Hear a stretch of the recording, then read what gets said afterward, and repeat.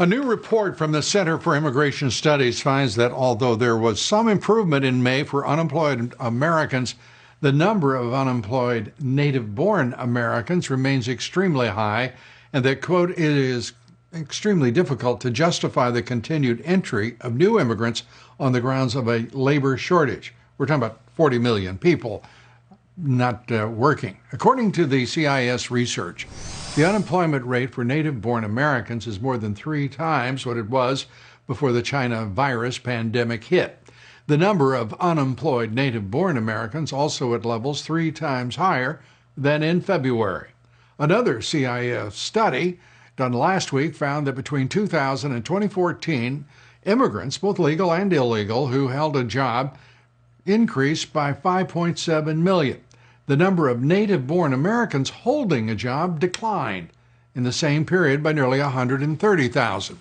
From 2000 to 2014, 17 million immigrants arrived in the United States, yet working-age native-born Americans declined from 74% in 2000 to 71% in 2007, to 66% in 2014. Despite the evidence and the empirical evidence this represents, the globalist elites, the Chamber of Commerce, the Business Roundtable, the Koch-backed Libra Initiative, Americans for Prosperity, and as well, Wall Street itself, continue to clamor for an increase for foreign workers, all at the expense of, yes, the American working man and woman and their families.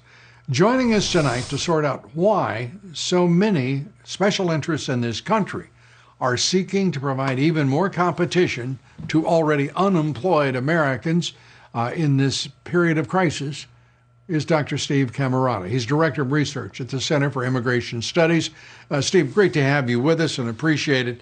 These are staggering numbers, and give us a sense of why.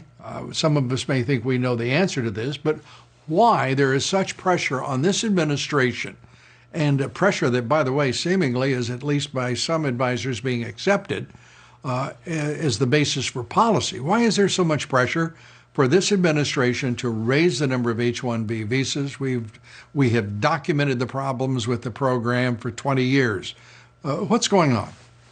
Yeah, let's remind your listeners, that's a program that supposedly brings in more skilled people. That's a mixed skilled group. But remember, if we look in the sectors where H-1B is, that's like computer science and so forth, real wages haven't grown. Now, if there was a terrible shortage of workers, we would expect over the last 5, 10, 15, 20 years, wages to be rising rapidly as desperate employers bid up the price of labor. That's not happening. If we look at other programs for the unskilled, like the H-2B program, which is for seasonal unskilled people, it's for like tree trimmers and food service workers and things like that, their real wages have either stagnated or declined. Again, very little evidence that there's a shortage. Right now, of course, in those sectors, unemployment averages between 10 and 40%. So it's incredibly high. And yet they're still pressuring for more.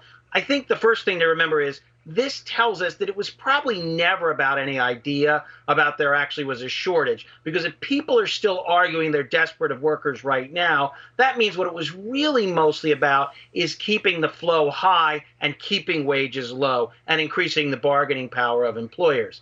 But to be honest, Lou, it's not so strange that the Chamber of Commerce or the Business Roundtable or any other business association wants to shift bargaining power to employers. That's not so strange. They've always wanted that. But we'd like to think that our public officials, the people who make policy, would step back and look at the wage data, look at all the people out of work and say, look, the evidence doesn't support what you're contending. But unfortunately, now I say the Trump administration's been a little better, than previous administration. You've got to give some credit here. But the reality is there was never ever any evidence of a labor shortage when you look at the actual data the government collects.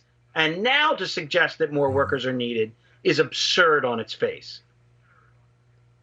On its face, but also being entertained, as you and I both know, by elements of the administration and elements close to the president. This is outrageous. And as you say, this president has done many things, great things. But this is one of those things where he was very clear. to those who form the base of his support throughout this country, building the wall, stopping illegal immigration, and hiring American, buying American, and protecting the American working worker and family. This flies in the face of that pledge. This is a slap in the face of the American worker. Is that too strong an expression? Well, it certainly is an area where the Democrats would be vulnerable, and you'd think the president might try to really, and he has to some extent. You've got to give him credit, much more than previous administrations. They could do more. They could just point out the lack of wage growth, the unemployment rates, and say it doesn't make sense right now at the very least. Now, of course, when you look at it long term, it never made any sense. Let me give you one just quick statistic. Right now, the unemployment rate for new immigrants, people who came in the last 2 years, their unemployment rate is nearly 20%. It's one of the highest of any group, and it actually went up between April and May. It's one of the only groups that went up. So how can it make any sense to bring in ever more people, given the fact that the new arrivals are doing so bad? It's also the case that only about 48% of working age immigrants, again, who came in the last 2.5 years, actually have a job. So it doesn't, the evidence is pretty clear that we don't need more immigrant workers. And the evidence is also clear that the American working men and women in this country need all the help they can get right now. I want to show this, according to your organization, the top 10 H-1B visa sponsors. If we could put that up so everybody understands these deprived firms that are so desperate for these H-1B visa holders. Amazon, Google, Ernst & Young, IBM, and Microsoft. Now, why would they be so eager to bring in people who are not as well educated as Americans, who are frankly going to be paid lower than their prevailing wage in their job categories if history is borne out? Why are these companies so insistent? I mean, for the same reason you might guess. Look, they may not be able to control everything, but if they can pressure the government to give them access to ever more workers, it helps keep wages down. It helps increase their return on investment. And in a way, you can kind of understand it. It's just naked self-interest. But it's very important for policymakers to step back and evaluate whether that makes sense. Are wages rising very rapidly, whether we're talking about janitors or computer programmers? And the short answer is no. And I'm talking about before COVID.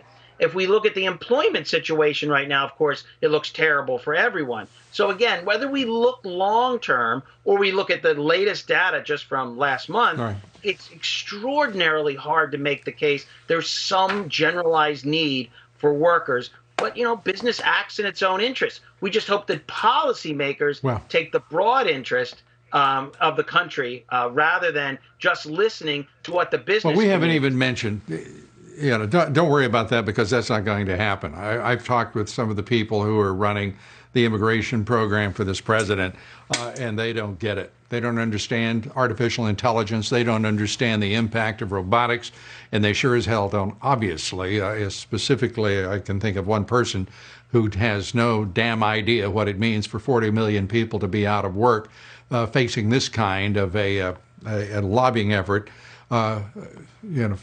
before the president runs for re-election. Stephen, I want to ask you one last question. DACA, any thoughts there as we wrap up? Well, to remind your listeners, remember, it's not so much what everyone advertises. You don't have to be able to speak English. You don't have to have a college degree. You don't even need to have a clean record. You can have at least 2 misdemeanors and still qualify. And that's important to understand. So the other thing that seems crazy about the ruling, or the biggest problem, is if the Obama created it by executive fiat, and yet what the court is essentially saying is it can't be ended by executive action. It seems like a gross inconsistency. As you pointed out, it means that one administration can put something in place, didn't go through review and comment, but to get rid of it. then it's a big long procedure. It effectively allows one administration to make law that's very difficult for the next administration to undo. And it's not Congress passing it, it's just executive fiat. It's a terrible precedent. Yeah, apparently that has with the the support of Chief Justice Roberts, so everything's okay. Stephen Camarota, good to talk with you again. It's been too long. Come back soon.